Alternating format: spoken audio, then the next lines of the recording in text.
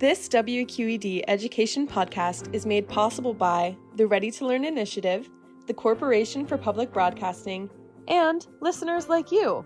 Thank you.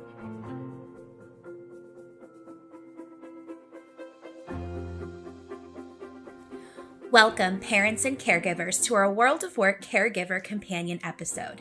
In this short episode, we will explore ways that we as adults can help to encourage career curiosity in children and support their blossoming interests through a panel discussion. This season, we are once again joined by Leanne Kruger, a kindergarten teacher working in the Pittsburgh Public School District, and Elaine Volpe, Youth Services Director at the Bethel Park Public Library. Welcome back, Leanne and Elaine. I'm Elaine Volpe. I'm the head of youth services at the Bethel Park Public Library. I've been here at the library for over 20 years and running the department for a little over 10. Hi, everybody. I'm Leanne Kruger. I'm a mom of two boys, ages 12 and 9 currently, and I am a kindergarten teacher at Beechwood Elementary, which is located in the Pittsburgh Public Schools.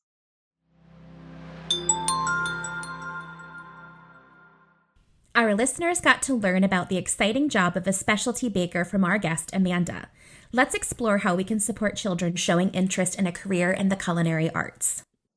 I think it's important to talk to kids about they might have a goal in mind or an end of where they think they will end up, but it's okay if those plans change. It's okay if things don't work out the way you originally thought they did, but just to keep moving forward and keep working towards something. And you will find out what your true passion is or what you're meant to be doing. But it's okay that if you sort of veer off the path on the way. I was just going to say I'm in a related field, right? I went to school for education, and even though I'm not in a traditional classroom or in a school setting, I am still teaching kids every day at the library. So it's not, I never thought that I would be a librarian when I grew up, but I'm definitely where I'm supposed to be. And I love this and I'm passionate about it. So you're right, you're going to veer off that path slightly, and that's okay. But just to keep, like you said, to have a plan, to keep with something, and maybe your goals change over time, but you'll definitely end up where you're supposed to be. My son started to go to college or take classes at CCAC, realized he wasn't at all doing what he wanted to do, went and did some field work with an HVAC company, maybe for a year, realized it wasn't what he wanted to do. He is now a chef and owner of his own restaurant down in Sharpsburg. And that is amazing to me, right? He always had this passion for cooking growing up. We cooked a lot together in the kitchen. He's very good with people. The business side of it, he didn't have as much background, but he learned it. He asked questions when he didn't know, and he made new connections, and he figured it out. And so, and he's only 23, so this may change again. But right now, he is passionate about what he's doing, even though completely different from HVAC or whatever he started school for. So again, I think, Leanne, like you said, just letting them know that that's okay. Your path may change, and that's okay, but just to keep exploring your options. There's so much that we can do out there, and you want to go where your interests are and what you're good at. And that's, ultimately everybody will find that path. And you might have that fear of like, you thought this is where you were supposed to go, so you feel like you have to stay on that path, but it's totally okay to change that path and to try other avenues. Exactly.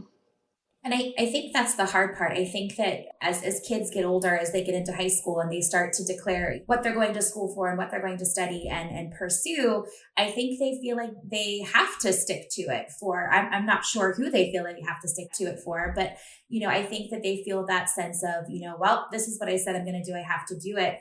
But so many adults that I talk to, their journeys can be really complicated and have lots of turns and twists. And I think the more that we talk about that as adults to children who are starting to form their ideas about what they want to do when they're older, even those high schoolers that are, ready to make those decisions, the more that we can talk to them about, here's the path that I took and here's all the twists and turns that it led me on, to let them know that it's okay to change their mind. It's okay to switch directions. That's, I think, really important.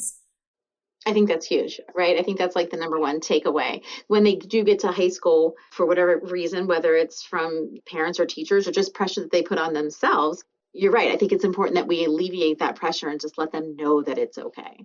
Elaine, I like how you brought up your son's journey where he tried college, he tried HVAC, and now he's working in culinary. And it's something that he's really passionate about. I think the more that we can do as caregivers and educators to help our kids to identify their passions and their true interests and expose them to things that relate to those passions and interests, I think that we can help to guide them towards things that might be more what they're craving than what they decide they want to do for practicality reasons.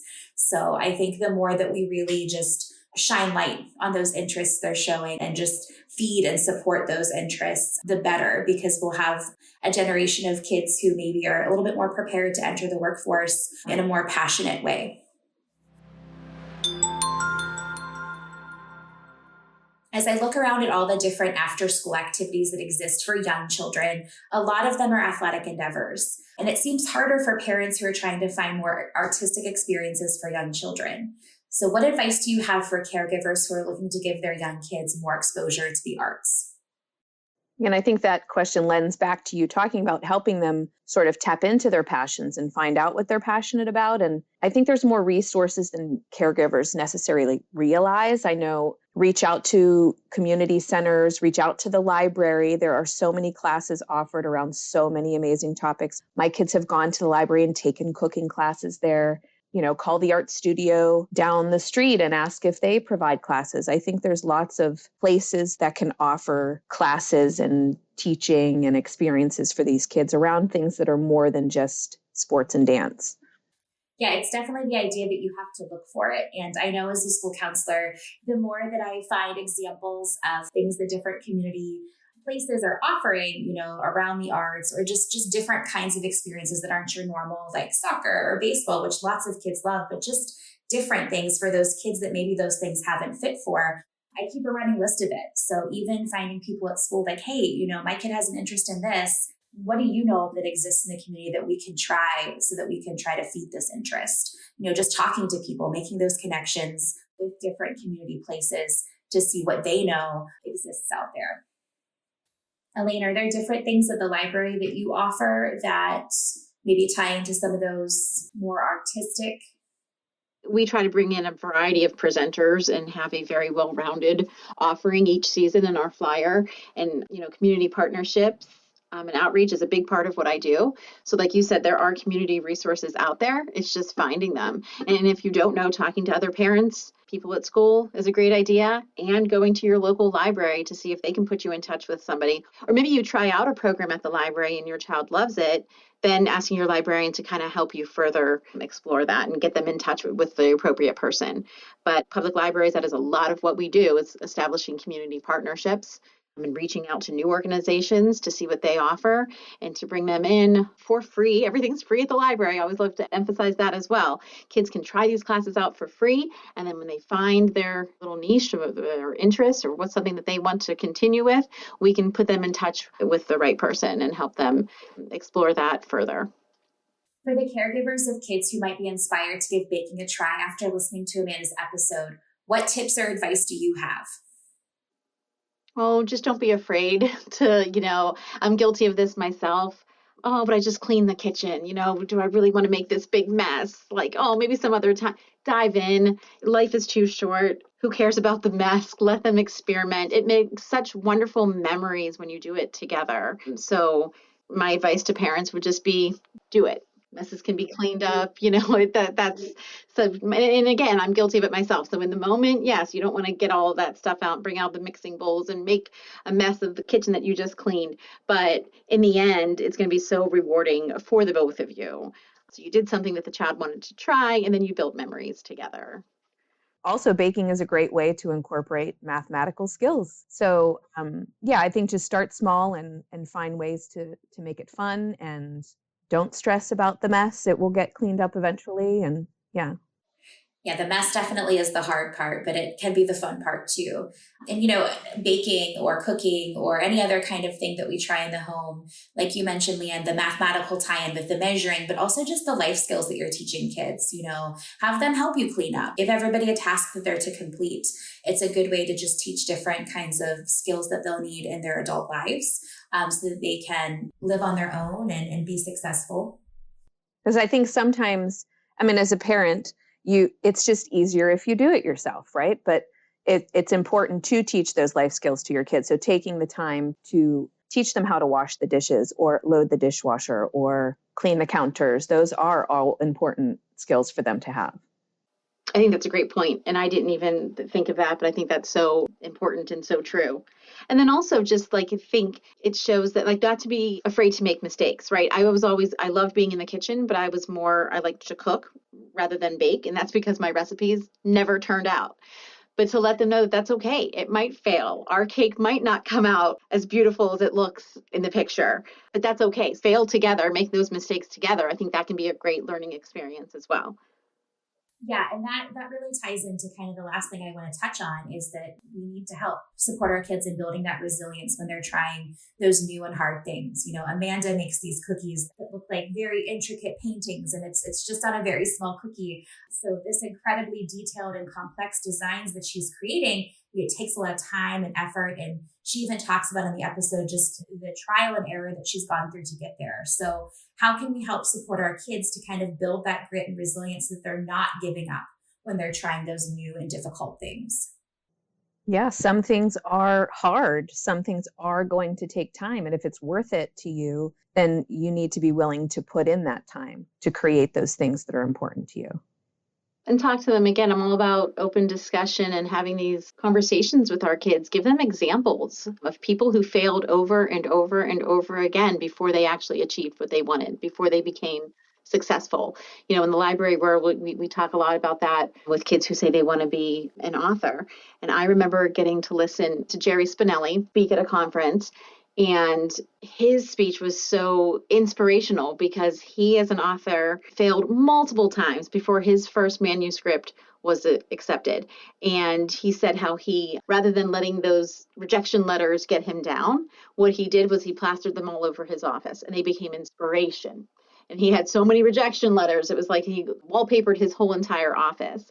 But he took a different spin on it. He turned it into that being his motivation to keep going. And eventually, I mean, look at him now. He is a well-known author for both children and young adults. So just giving them examples of people who have failed and had to try and try and try again before they became a success.